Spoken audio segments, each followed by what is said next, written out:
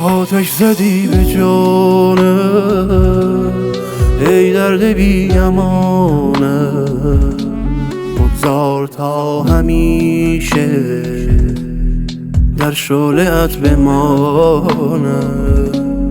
هر لحظه بی تو باران تیری به قلب خسته است، هر کوچه بی تو تاریک، هر پنجره شکسته.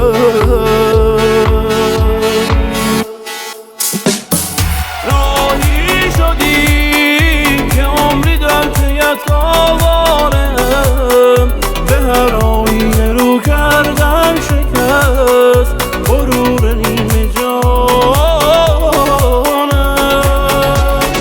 بی عشق تو من از تو با خودم بیگانم، غبار رفتنت نشسته به روی شانم.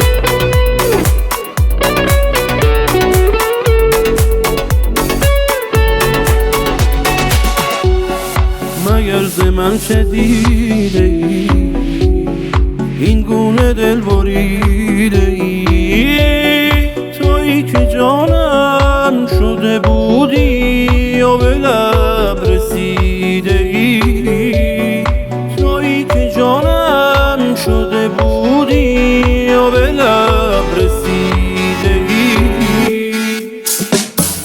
راهی شدی که عمری در پیت آوارم، به هر آینه رو کردم شکست غرور نیمه جانم. بی عشق تو من از تو با خودم بیگانم، غبار رفتنت نشسته به روی شانم، به روی شانم.